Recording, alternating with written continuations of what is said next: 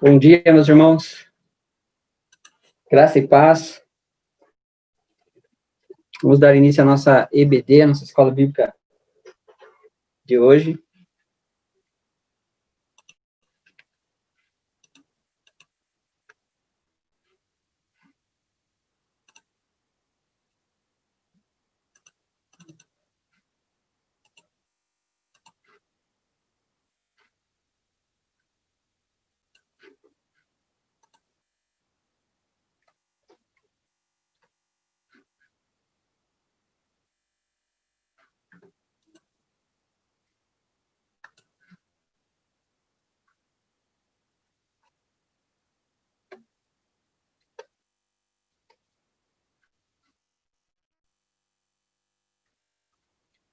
Bom, nós vamos iniciar com uma oração, para que o Senhor possa vir a nos abençoar nessa aula, a gente possa compreender tudo aquilo que Ele tem para nós no dia de hoje. Então, onde você estiver assistindo, peço que você feche os seus olhos. Vamos falar com o nosso Pai. Senhor, nosso Deus e Pai, nós te louvamos e te agradecemos pela nossa vida, por nós termos acordado nesta manhã. Deus, obrigado. Obrigado pela tua misericórdia que se renova em nossas vidas, Senhor. Obrigado por esse dia lindo que o Senhor preparou para nós. Pai, que o seu Santo Espírito esteja conosco nesse momento, que o Senhor possa nos dar entendimento da tua palavra, que ela possa trazer enriquecimento, sabedoria aos nossos corações, e que o Senhor possa nos ajudar na aplicação disso em nossas vidas, Pai. Que nós possamos ser ouvintes e praticantes das tuas verdades. Abençoa nós, Pai, nesse tempo que estaremos aqui juntos, em nome de Jesus. Amém. Amém, meus irmãos. Hoje nós estamos dando início a um novo tema, a uma nova revista. Nós vamos estudar o livro de Eclesiastes e Cantares. Será uma bênção, com certeza. Nós terminamos no domingo passado o nosso estudo sobre meu filho, meu discípulo, e foi bênção. Eu particularmente achei muito importante, e eu cresci muito, aprendi muito com tudo que foi estudado nesse livro. E hoje nós vamos iniciar estudando o livro de Eclesiastes, e na sequência Cantares. Amém? Eu vou apresentar aqui para vocês a revista.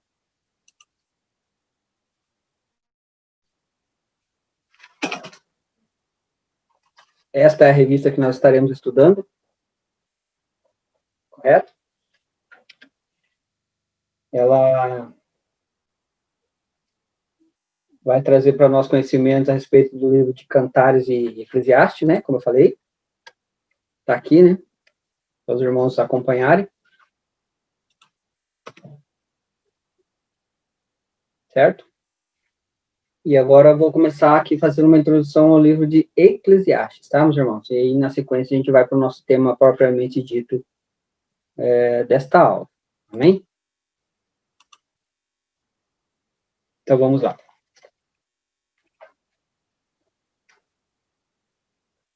Bom, para a gente começar, né, a falar aí do livro de Eclesiastes, vamos começar falando do significado, né, dessa palavra. Eclesiastes significa aquele que reúne, mas é também traduzido como professor, né, ou pregador, nas Bíblias traduzidas em português. Essa palavra é traduzida como professor ou pregador, né? E também como é utilizado pelo próprio autor do livro de Eclesiastes, né? Ele se chama ali muitas vezes de mestre, né? Muitas vezes ele se chama ali de mestre ou mestre, né? Que é o professor, né? Aquele que ensina, certo? Quem escreveu o livro de Eclesiastes, meus irmãos? Quem escreveu o livro de Eclesiastes, né? A gente comumente conhece, né? E diz, né? Que foi Salomão, né? Mas a gente vai ver aqui rapidinho porque que se chegou a essa conclusão de que Salomão escreveu o livro de Eclesiastes, tá bom? De acordo com as informações do próprio livro, a gente chega a essa conclusão. A gente vai ver aqui como. Vamos lá. Primeiro.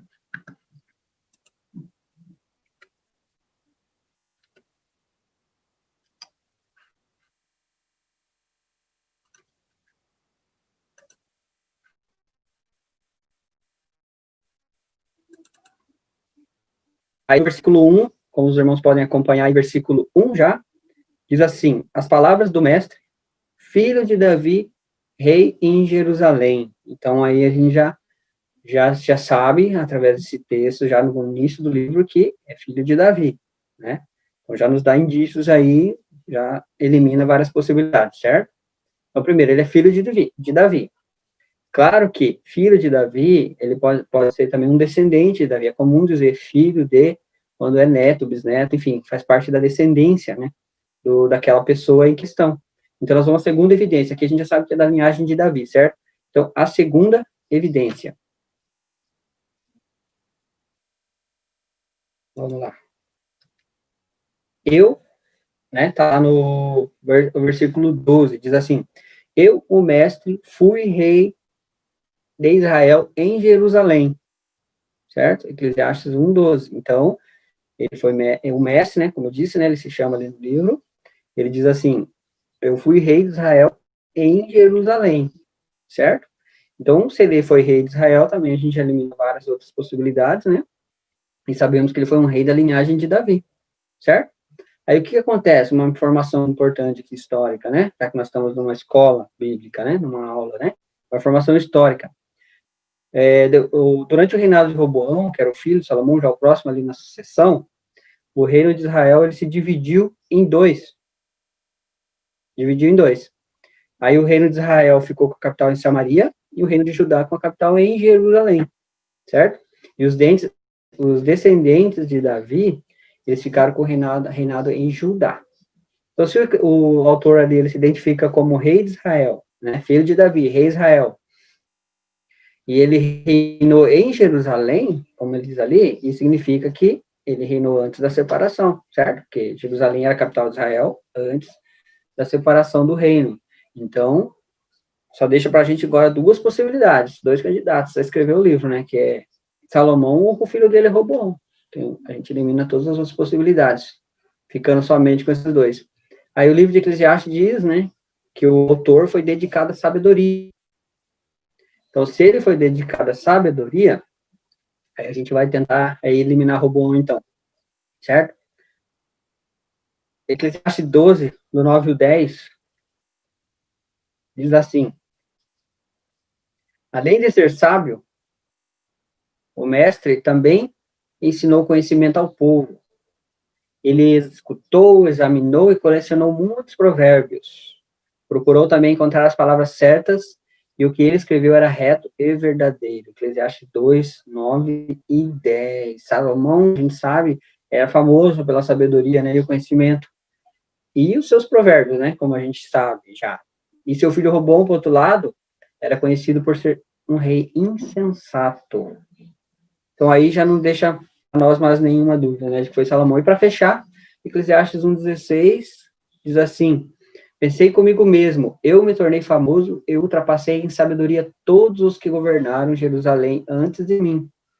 De fato, adquiri muita sabedoria e conhecimento. Eclesiastes 1:16. Então, a gente chega, é por isso, por essas evidências, nós chegamos à conclusão de que o autor do livro de Eclesiastes foi o rei Salomão. Amém? Então aí a gente chega a essa conclusão baseado nesses fatos. Então não há como contestar, né, a própria palavra de Deus e essas evidências aí que a gente levantou sobre o autor do livro de Eclesiastes. Então, baseado aqui nessa evidência, né, de que Salomão escreveu o livro de Eclesiastes, a gente sabe que Salomão é conhecido pela sabedoria, né, riqueza, né, e tudo, mas principalmente pela sua sabedoria, né, foi o homem mais sábio, né, que já existiu nessa terra, depois do nosso Senhor Jesus, claro. Agora, você imagina comigo o fim da vida dele, né, quando foi escrito o livro, já na velhice, depois de ele ter alcançado tanta glória, fama, poder, né, que foi concedido por Deus, pelo Senhor. A gente já estudou isso aí numa outra EBD, quando a gente falava aí dos jovens, né, nossos filhos quando jovens partindo para a vida adulta, a gente estudou os trechos da vida de Salomão, da sua sabedoria. Depois que ele alcançou tudo isso, vocês imaginam comigo, ele ouvir essas palavras aqui do Senhor que a gente vai acompanhar, que está lá em 1 Reis 11, do 9 ao 11. Imagina ele, depois de toda essa experiência com o Senhor, ele ouvir essas palavras do próprio Deus. Vamos acompanhar lá, 1 Reis 11, do 9 ao 11. O Senhor irou-se contra Salomão por ter se desviado do Senhor, o Deus de Israel, que ele havia aparecido 2 vezes. Embora ele tivesse proibido Salomão de seguir outros deuses, Salomão não obedeceu à ordem do Senhor. Então o Senhor disse a Salomão: já que essa é a sua atitude e você não obedeceu à minha aliança e aos meus decretos, os quais lhe ordenei, certamente lhe tirarei o reino e o darei a um dos seus servos. Olha só que palavras pesadas que o Senhor falou para ele. Mas quando você lê, né, o livro de Reis, ali acompanha a vida de Salomão, o seu reinado, você percebe, você sabe, você descobre por que o Senhor usou dessas palavras tão duras com Salomão. Realmente ele fez coisas terríveis, a questão de idolatria, e mulheres e tudo mais, e ele se desviou do Senhor.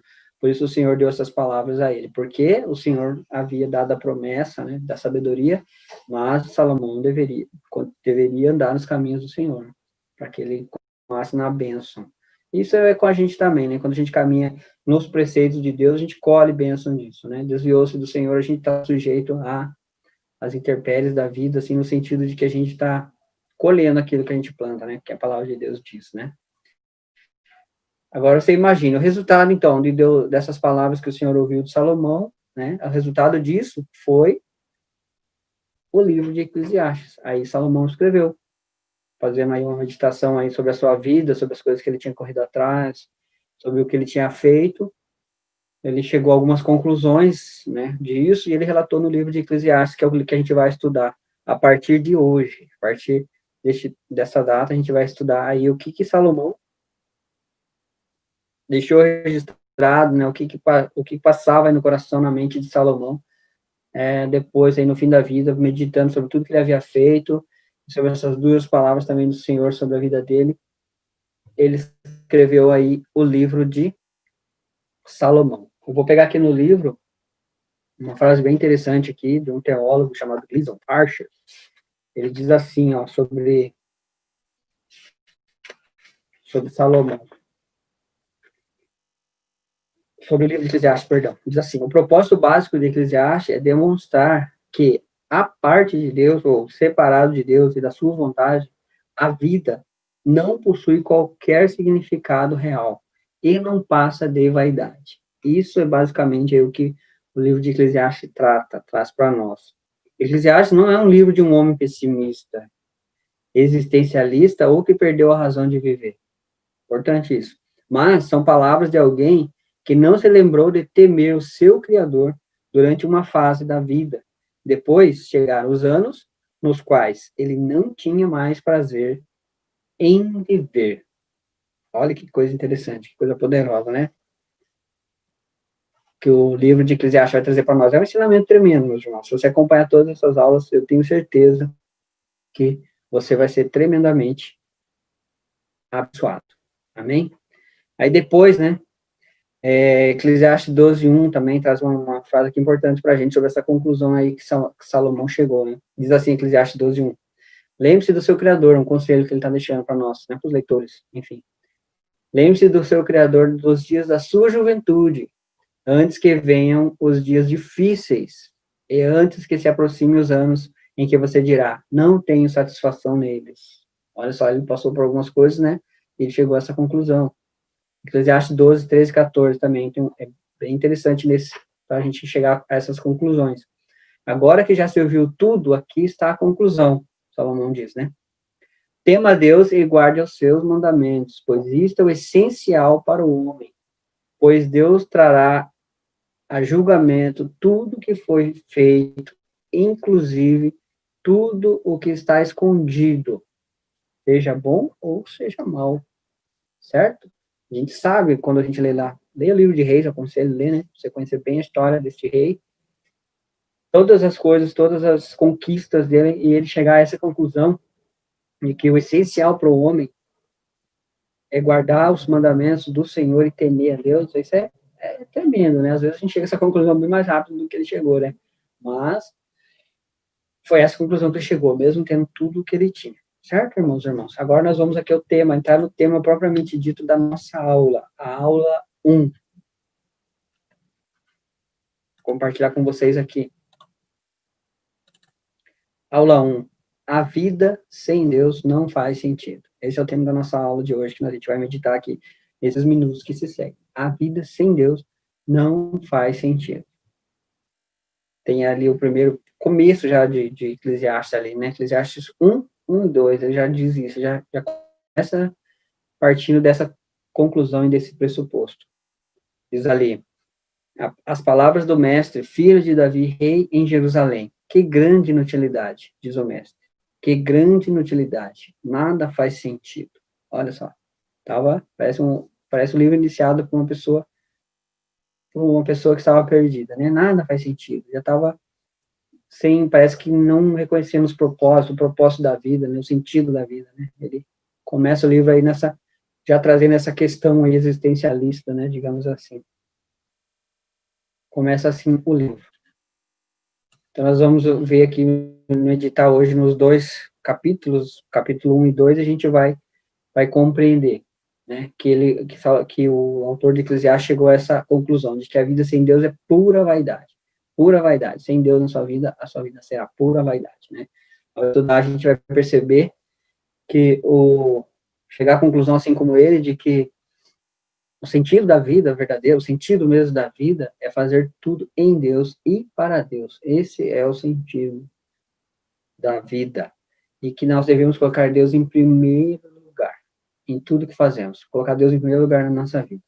Isso é o que a gente vai meditar no dia de hoje, a conclusão que nós vamos chegar aqui juntos, conforme o autor de Eclesiastes chegou também. Né? A gente vai estudar aqui o capítulo 1 e o capítulo 2. A gente vai fazer um panorama aí, em cima desses 2 capítulos, né? E lembre que esse livro foi escrito por um homem mais rico e poderoso da Terra. Coloca isso na sua mente, enquanto a gente vai meditando, e depois lê, né, o capítulo 1 e 2, eu aconselho, para que você perceba aí de onde que foi tirado, né, todos esses ensinamentos. Leia depois o capítulo 1 e o capítulo 2. Então, a gente tem que ler aqui, lembrando dessa perspectiva, de que foi escrito pelo homem mais poderoso aí, que já existiu nessa Terra, em questão de poder e sabedoria. E a conclusão, né, mesmo ele podendo comprar ter tudo que o dinheiro pudesse comprar, a conclusão que ele chegou aí no final da sua vida foi que nada disso fazia sentido sem Deus. Amém.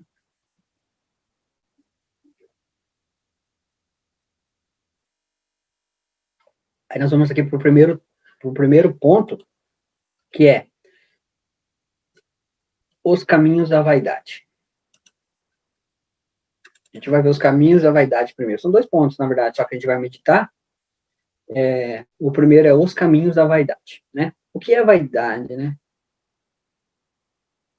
O que vem a ser vaidade? Eu peguei aqui o significado dessa palavra, tem 2 significados, mas a gente vai meditar aqui no primeiro significado, básico aqui o que é vaidade. Ó, diz assim o dicionário: qualidade do que é vão, vazio, firmado sob a aparência ilusória.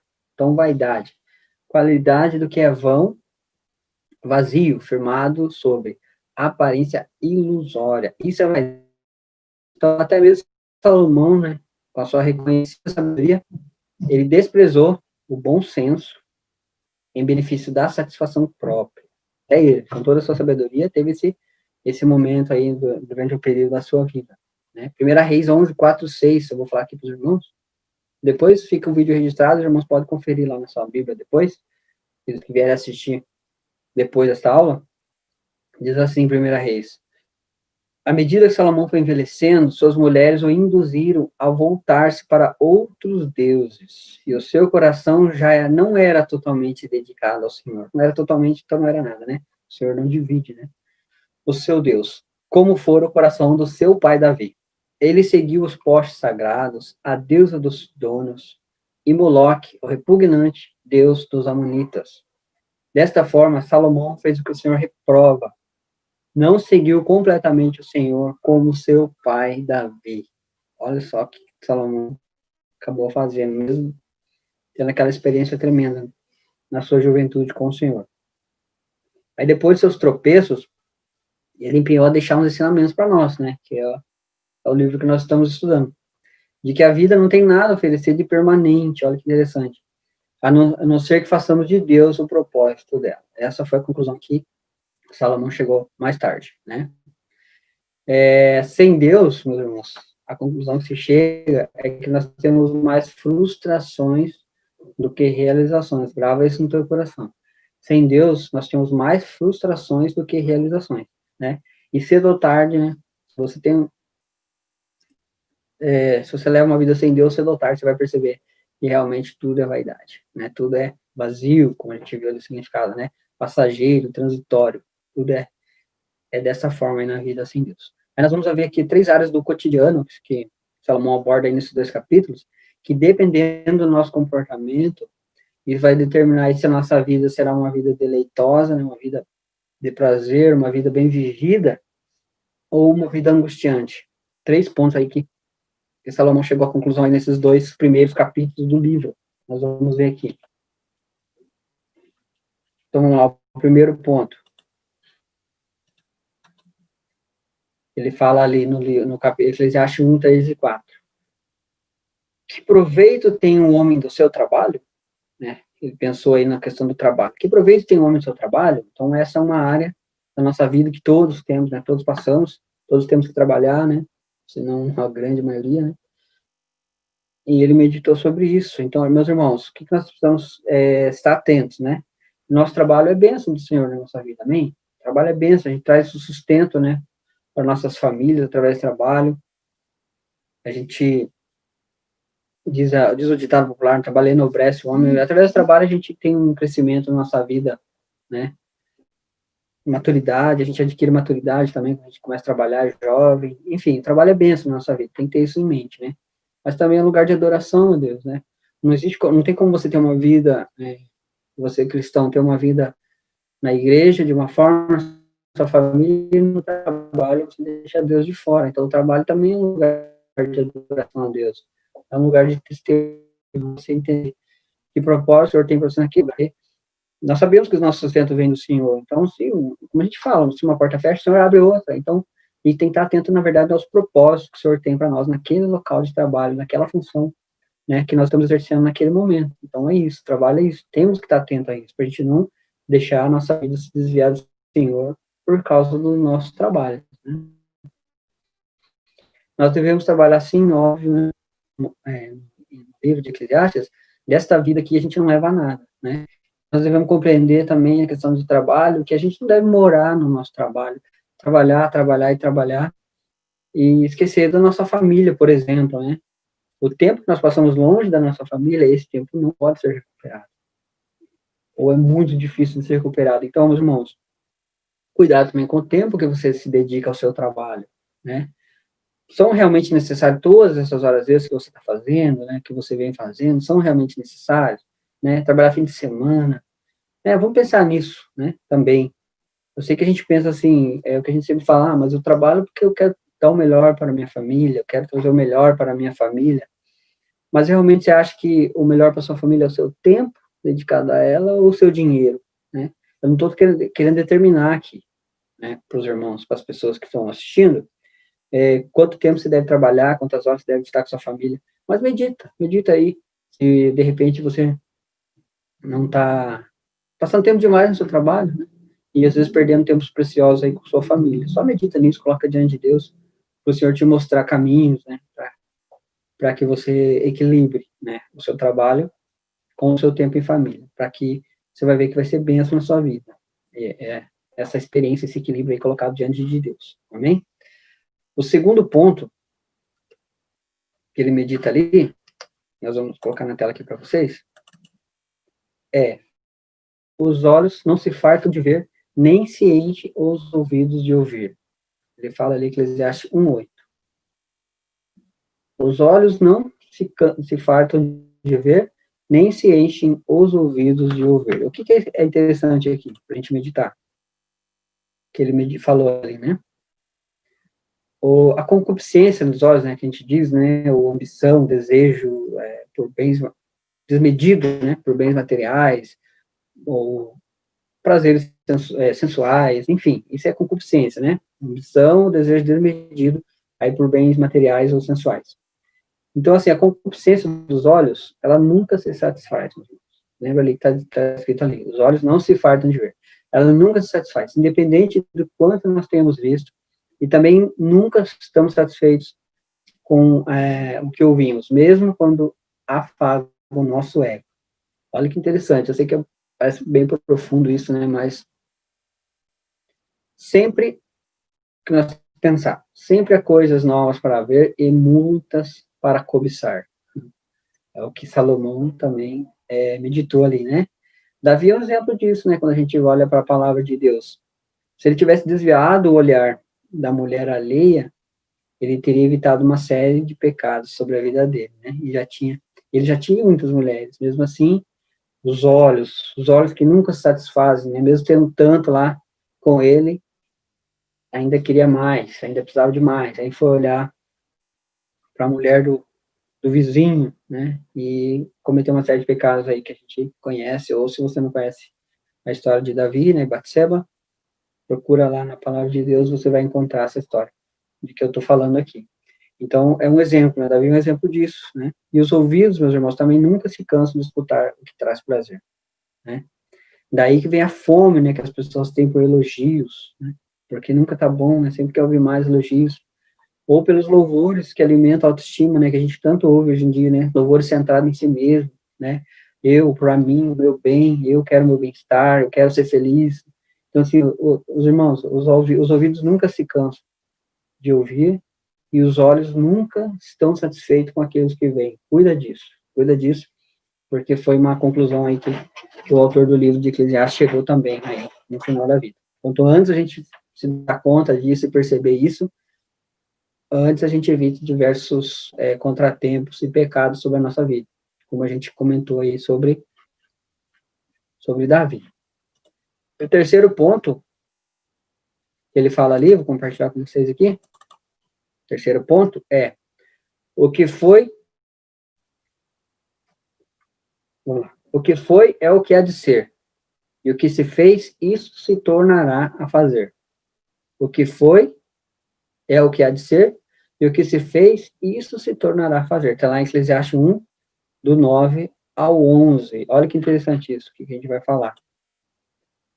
A tendência natural, meus irmãos, se você pensar aí um pouco comigo, da humanidade é não aprender com os erros do passado. Essa é a tendência natural da humanidade. A humanidade, ela sempre repete, né? Ela tende a repetir os erros exaustivamente, a duras penas. Olha só. Mesmo nossos antepassados terem errado, em muitas áreas, a tendência da humanidade é repetir esses mesmos erros, por incrível que pareça. A tendência não aprender, é tentar repetir, vir a repetir isso aí. Quando a gente olha para a própria palavra de Deus mesmo, vocês vão concordar comigo, o próprio povo de Deus, quando você olha lá e estuda, você vê que ele sempre volta a errar. Principalmente, eu penso isso muito quando eu leio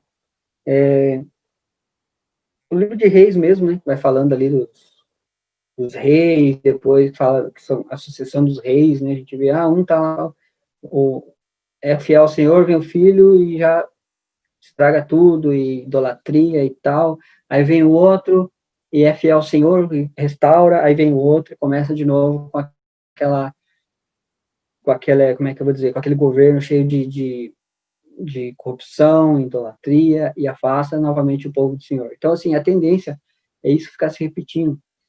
Mesmo o povo errando, depois se humilhando, e o Senhor, com toda a sua infinita misericórdia, como a gente sabe, restaurando tudo, vem outro povo, vem outro reinado, e começa toda essa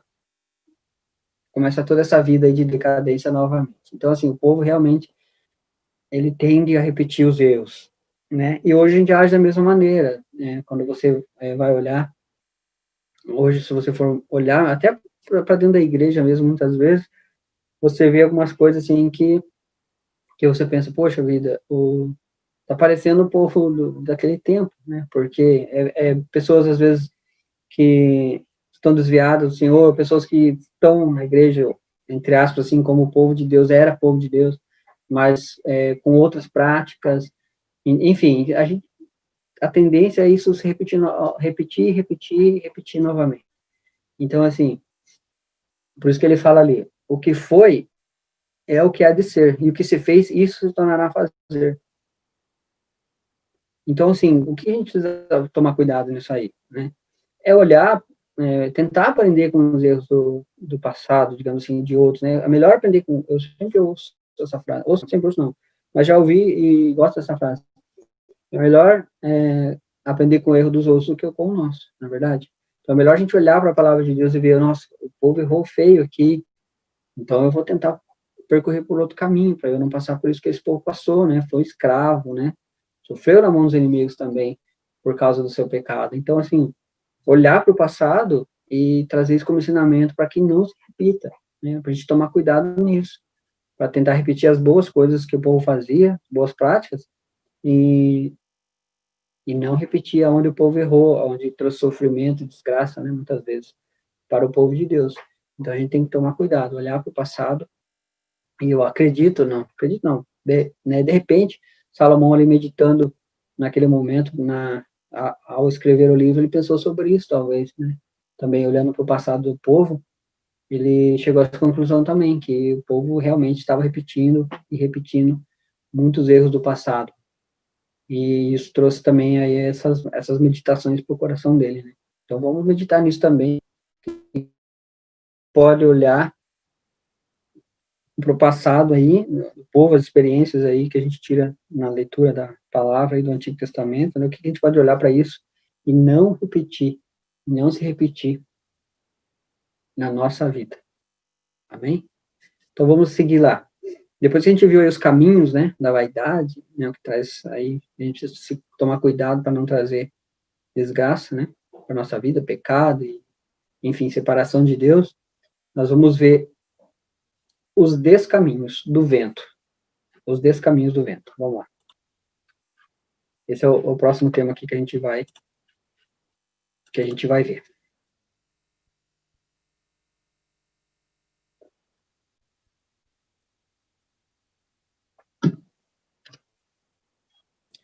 Primeiro ponto ali que nós vamos ver.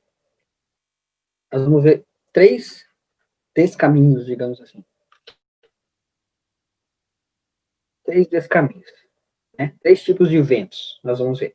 O vento da sabedoria, o vento do prazer e o vento das realizações. Olha que interessante. O primeiro vento que nós vamos ver ali, o vento da sabedoria. Vou pegar o livro aqui para nós, que ele trouxe umas coisas muito interessantes aqui para a gente conversar, certo?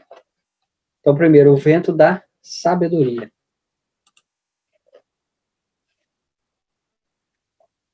Vamos lá. Então, vamos lá. Salomão buscou primeiro resposta na sabedoria, como a gente sabe, né? Ele buscou resposta aí para os seus dilemas através da razão e do conhecimento. A gente estuda ali o livro, a gente vai ver isso, né?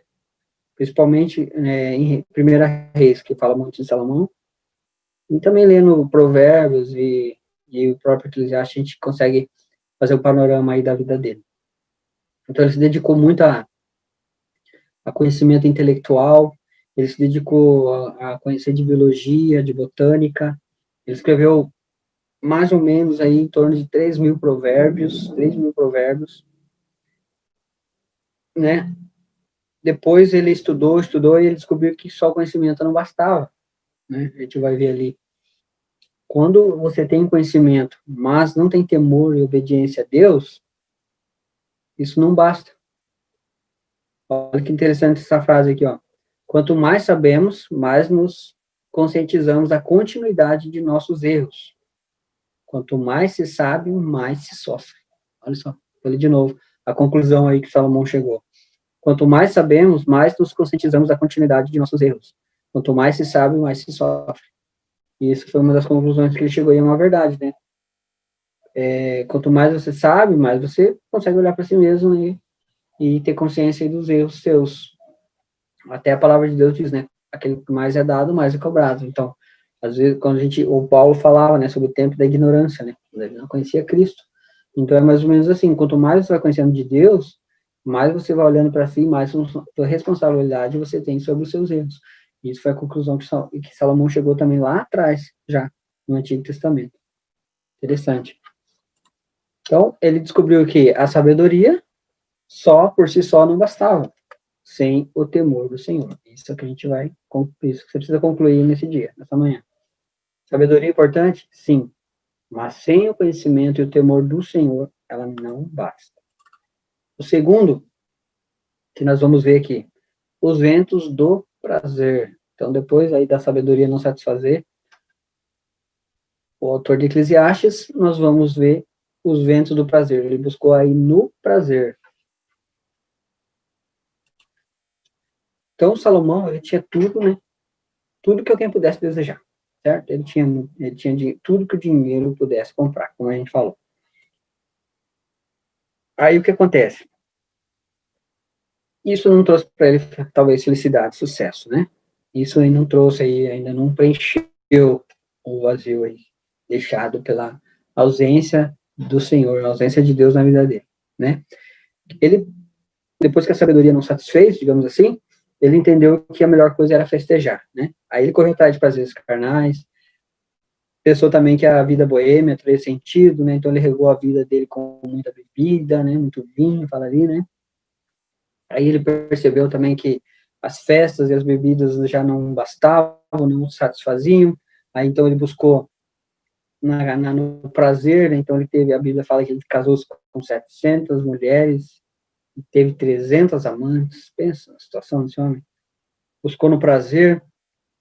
Aí ele viu que tudo isso estava deteriorando seu relacionamento com Deus, né?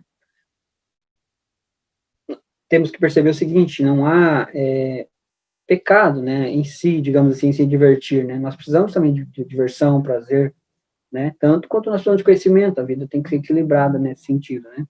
Mas tanto o prazer, né, quanto o conhecimento, né, quanto essa busca de alegria, deve ser dirigidos pelos limites que a palavra de Deus nos impõe. Então, assim, eu posso me divertir, posso buscar prazer, satisfação também na minha vida, né? Mas ela tem que ser determinada pelos limites que a palavra de Deus impõe. Ou ela vai trazer, sim, sofrimento, sofrimento, pecado, né, como a gente falou, na nossa vida, desgraça na nossa vida. Então, assim, busca, né, o prazer, a alegria, a diversão, mas sempre com os limites que a palavra de Deus, sempre dirigido pelos limites da palavra de Deus. Salomão buscou tudo isso para a sua vida, né, para tentar se satisfazer, e não conseguiu. Nós vamos, eu acho tremendo esse livro de Eclesiastes, esse conhecimento que a gente adquire disso, né? Porque a experiência, igual eu falei, é melhor aprender com os erros dele, né, do que os nossos próprios erros, né? Então, antes de a gente bater cabeça assim como ele, muitos fazem, né, por aí, procurando essa satisfação, e isso acontece nos dias de hoje, né? Muitas pessoas que se convertem a Cristo, elas chegam a essa conclusão, né, de que eu tinha um vazio, e eu busquei nisso, eu busquei na bebida, eu busquei nisso, eu busquei no prazer, eu busquei naquilo, e só me satisfiz quando encontrei a Cristo. E é uma verdade, é só Deus que pode preencher esses vazios, né, existenciais, né, que pode dar um propósito real para a nossa vida. Essa foi a conclusão que ele chegou, e essa conclusão que nós devemos chegar também na nossa vida, em que muitos vão chegando e se encontrando com Cristo, e tendo a sua vida restaurada, é verdade? O terceiro é o vento das realizações, que também ele buscou, né? Essa aqui pega a gente muito, em muitas situações da nossa vida. Esse terceiro vento, aí, o vento das realizações. Por que que ele pega? Porque nós estamos sempre buscando realizações na nossa vida, né? Vamos olhar ali para Salomão. O que que ele buscou, né? Quando as pessoas estão buscando esse sentido para a vida, realizações, elas sempre estão debruçadas, né? Ou no estudo, né? Ou às vezes entrega ao prazer, né?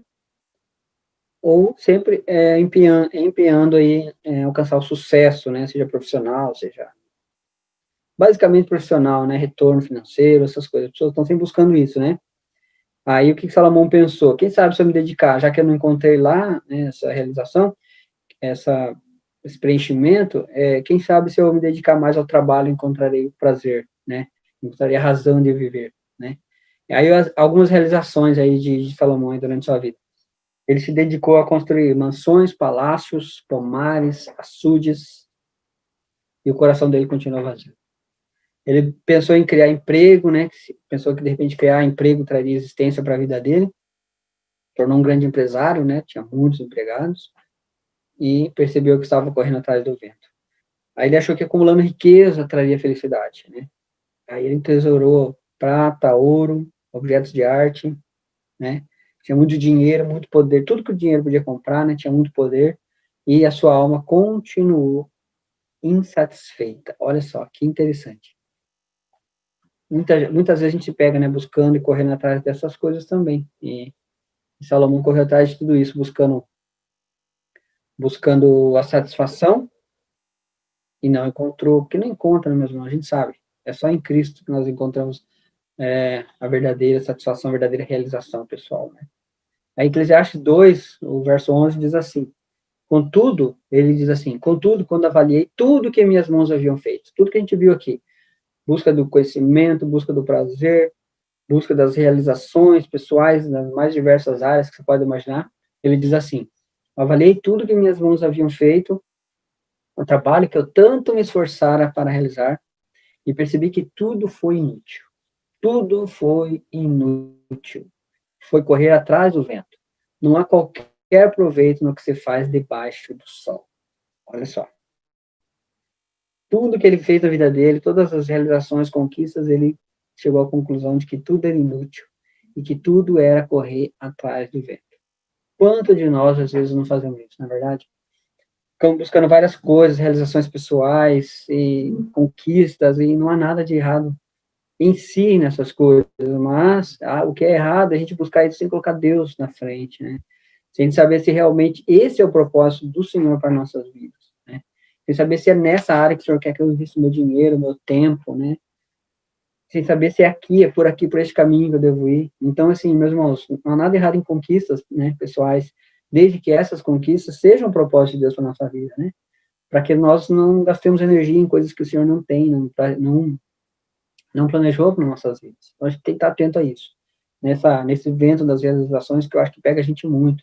Às vezes, tira o nosso tempo de qualidade com o Senhor, tira o nosso tempo de qualidade com a nossa família, né, muitas vezes, e a gente não percebe, a gente não vê mal naquilo e fica correndo atrás daquilo.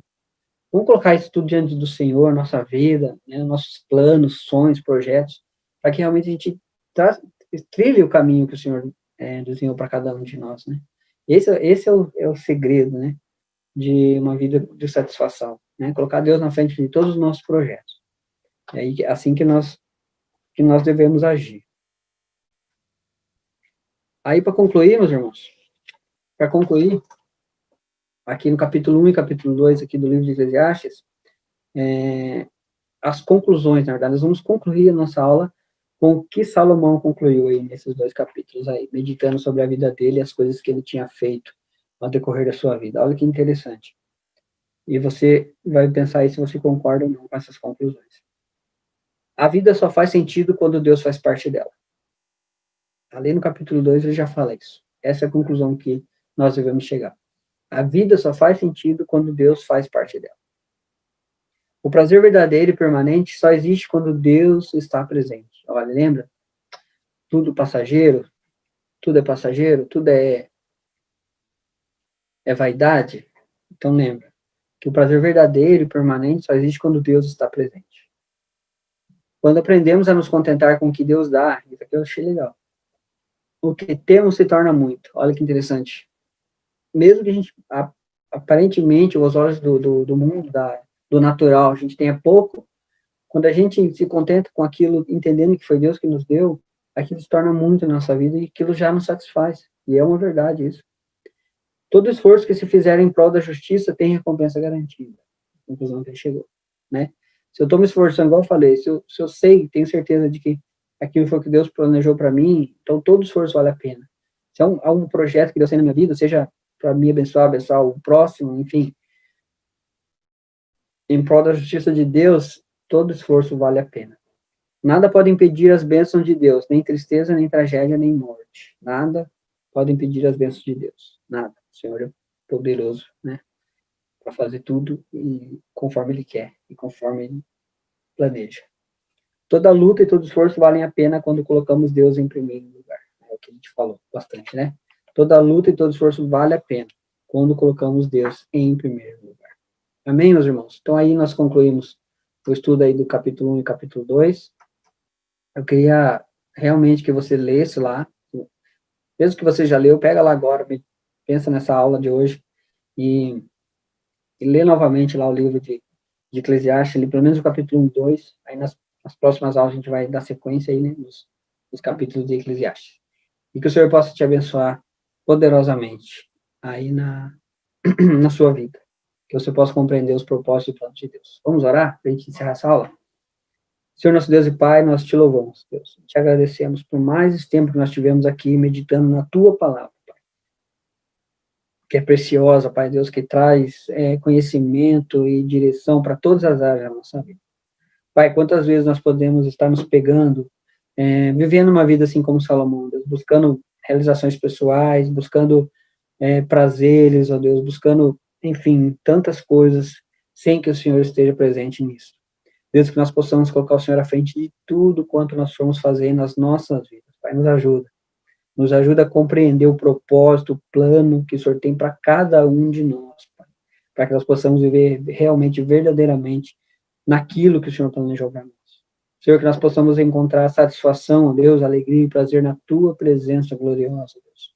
Que seja isso a busca, a nossa busca, para viver contigo, Pai, prostrados aos pés da cruz de Cristo, ó Deus, diante do Senhor, Pai, que isso traga prazer para a nossa vida, agradar ao Teu coração. Abençoa, Pai, os meus irmãos, aqueles que estão assistindo esta aula, para que eles possam reconhecer o Senhor em primeiro lugar, em todas as áreas da sua vida. Pai, abençoa os meus irmãos, Pai, abençoa. Nos dá um dia abençoado, uma semana abençoada na Tua presença. Sei conosco, Pai, é o que eu te peço e te agradeço, em nome de Jesus. Amém. Amém, meus irmãos. Deus abençoe a todos vocês. Tenham um domingo, um dia, enfim, abençoado na presença do Senhor. Glória a Deus.